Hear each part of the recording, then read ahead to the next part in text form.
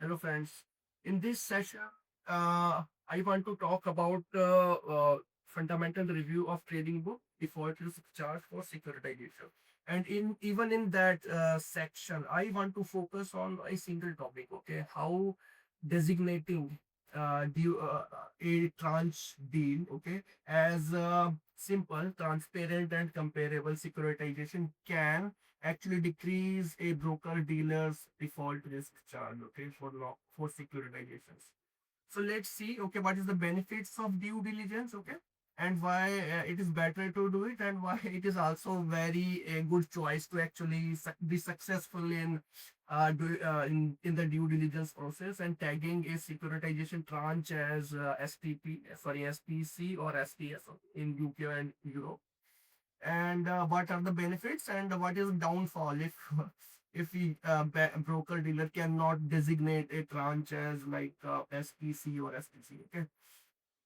Okay, so what is the sorry, wait, okay, so what is the aim of this exercise? Okay, uh so in the default risk charge, the single most important thing is to calculate risk rate. Okay, if you can, so it's more like the traditional Basel framework. Okay, it is built around risk weights. Okay, and in the risk weight, if you can decrease the risk weight itself, then there is a huge capital relief. Okay? So regulatory capital relief in the sense the bank is supposed to keep less equity capital. Okay, uh, common in equity tier one capital. Okay, and and I have used methodology called ERB approach. Okay, the external rating based approach, because it is relevant for investors in Europe and UK. And so it is. So this external, okay, you might have noticed this external E there. Okay, external means external rating like S&P or like Fitch or Moody's. Okay, these rating providers rating a tranche, and broker dealer keeping that tranche in its inventory in the trading book. Okay, and yeah, so that's why. And so this methodology, ERB methodology, is not applicable to US. Okay, it is only applicable to Europe and UK. Okay, so I will focus on that region only. Okay, and so let's go there. Okay, and I wanted to show you. Okay, uh, okay. So and yeah, so now you know what is the use of risk weights. Okay, so the single aim of this exercise, okay, is to determine, okay, which tranche can qualify as SPC or non SPC. Okay, and there is a criteria for that. Okay, I will show you. And if we are successful, then we can actually use lesser risk weight. Okay, less risk weight. Okay, see, so this is the risk weight column, and for senior tranches, okay, which are higher up, okay, which have higher detachment point and attachment points, okay, they get direct relief. Okay, -5%. Okay, 33% relief in the capital. Okay, see, on the risk weight itself.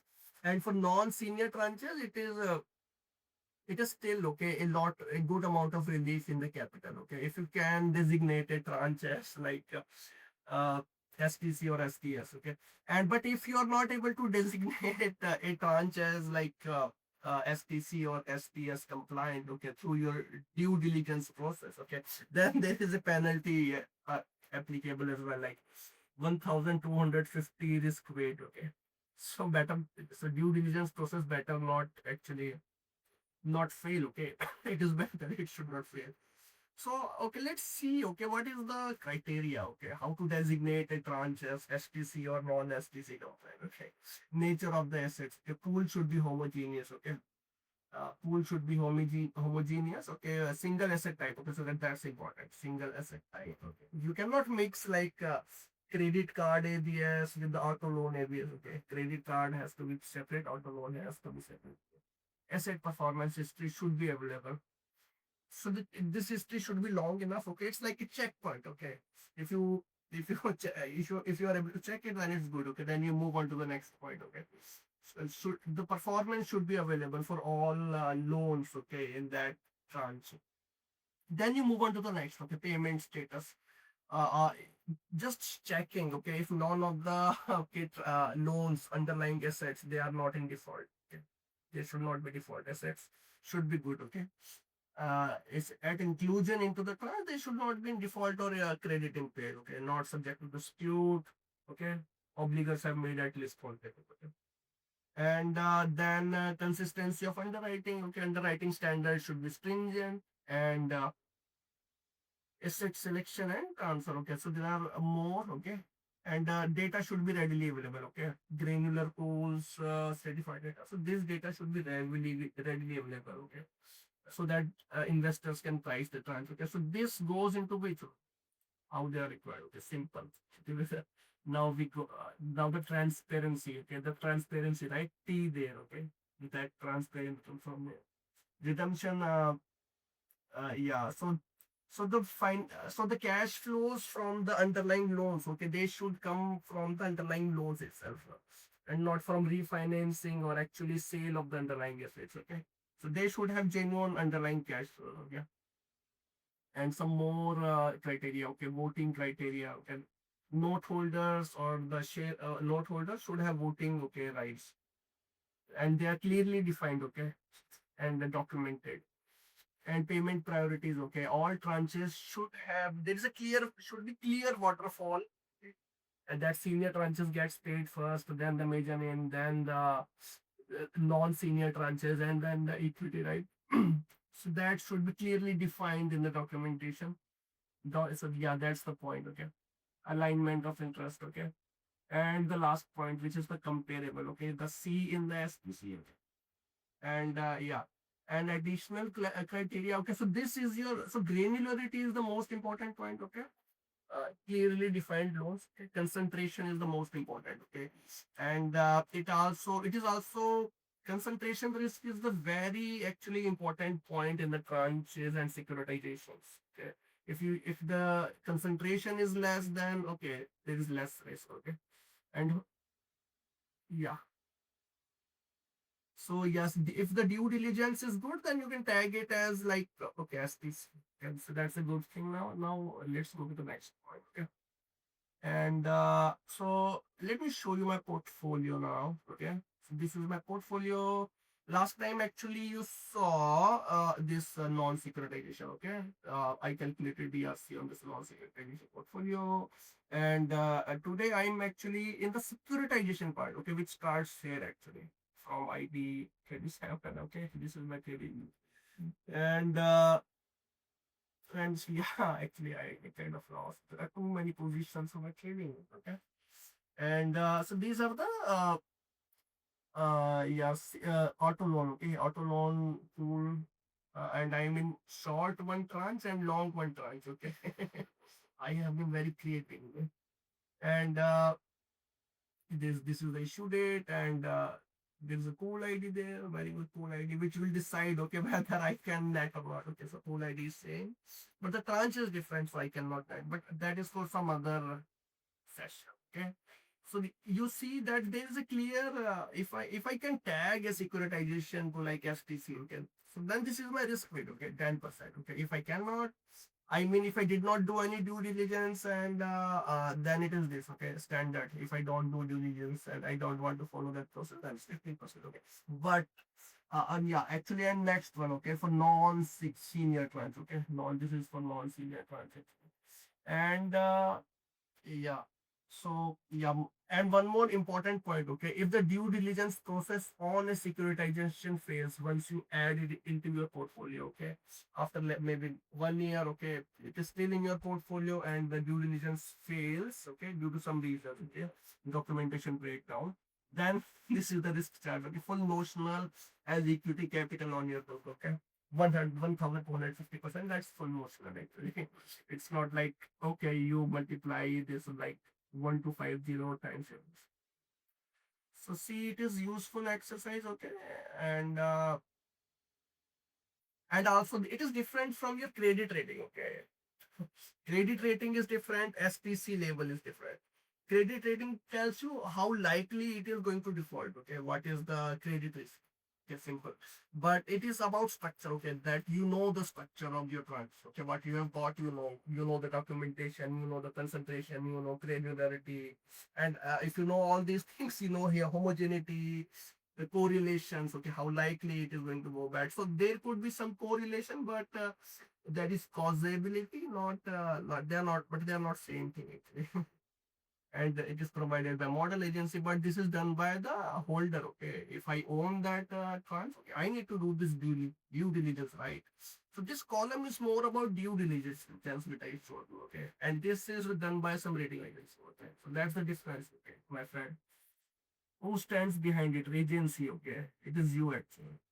Uh, Holder must independently verify. Okay, holder is not immune. If I bought that once, I need to do that due diligence. Okay. Uh, yeah. So this is important. Okay. So okay. Yeah. Yeah. Actually, size of the capital effect. Okay. If the credit rating actually it gives you very big relief, okay, but it is bound by 10%. Okay. There is a floor actually. I cannot go below 10% risk rate. Okay, let me show you. Let me show you everything. Yeah. So this is my config file. Okay, all constants and every risk rate. Okay, everything stays here. And yeah, so the risk weights are here.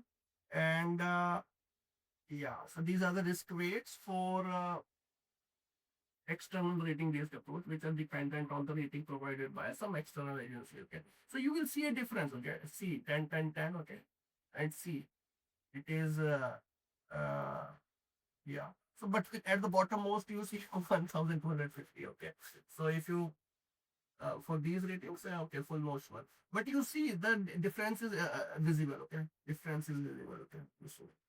And yeah, so there is a very clear capital relief. Okay, very clear capital relief. And so that is also applicable for short term. Okay, short term also it is the same thing is applicable. Okay, let's see.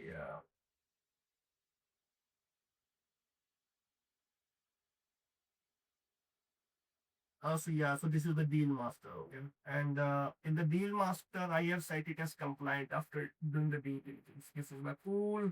It is based on the pool. Okay, actually, and I yeah, so it is actually on the pool. Okay, so that's very important criteria. Uh, because it is not on the trans level. So suppose there is one full securitization pool. Okay, so whatever diligence you do, it is applicable for the full. Okay, the and yeah, so this is important thing. Okay, it tells you about the floor, 10% floor. Okay, it cannot go below that. Okay, cannot go below that. Okay, and there is one important thing actually here. Okay, so sorry, I it takes time. So this there is a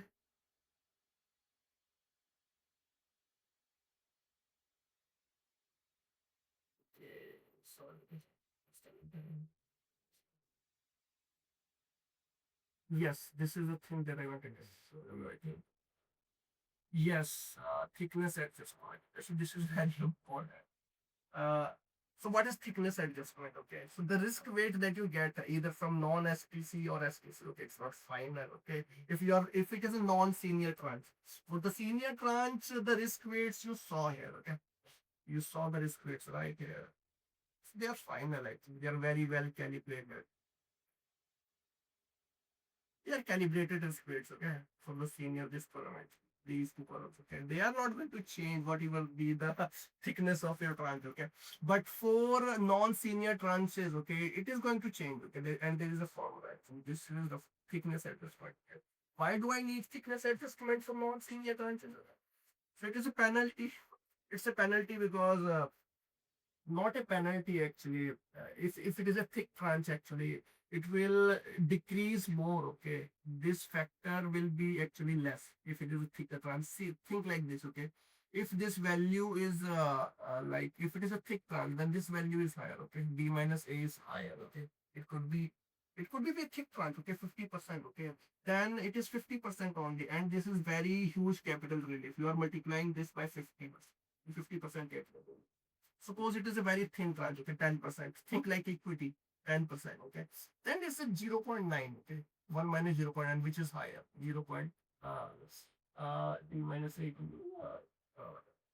10%, it is 10%, then it will be, this factor will be much higher, okay. You will be paying, there is very little capital relief, okay, and you are paying the full, almost full capital charge, okay, for thin tranches, okay? Very little reduction. And the formula stays same, okay, risk weight into, yeah, and yeah, actually there are floors in the same deal book, okay. Yeah, let me show you the floors. It's not like I can decrease it indefinitely, okay. So there are floors, okay. Uh, so for STC, actually, there is a floor of 15%, actually. And for the senior tranche, okay, I get more relief, you see. The floor itself has shifted for STC. So for the senior tranches, it is more applicable, okay. You can get more capital relief. And from the floor side, you don't get relief for the non-senior tranches, basically. It is both, but you get the other relief, okay. You get the relief in the risk weight, okay? Relief in the risk weight, as you saw there, okay? And I showed you, okay, for which securitizations it is applicable, okay. It's also very important. It's not applicable for every securitization, okay. It's not for every, okay. So in this chart, okay, you see that the capital relief for senior versus non-senior funds, okay. And I have shown them separately because there is no netting, right? So you can show them separately because the attachment detachment point is different. Okay. Yes, that's also important. They can, these two positions in my deal book, okay, they cannot net because they have different attachment detachment points. That's a separate criteria for netting for the securitization. Okay. Yeah. Yeah, so that's what I'm looking for. For residential mortgage-backed security, you can actually do it. Okay. So for all these, it's applicable. Okay. What I showed you was this. Okay. STC. Sorry, auto loans. Okay. And why it is not applicable for CLO? Okay, because it is actively managed. Okay. So it is one of the due diligence criteria. Okay. It fails that, okay. Also CMBS, it's no, because these are very huge loans, right? Commercial loans are very huge, okay, and CLOs are actively managed, okay. So that's why. And securitization, they are never, okay. The securitization, that was the actually targeted after 2007, okay.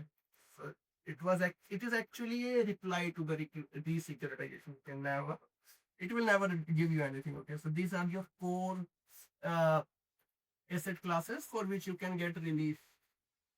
And one more thing, it's only applicable into EU and UK. And let me see if I missed them. Sure. Okay. I think we have covered everything. And let's meet again. Thank you for watching my video.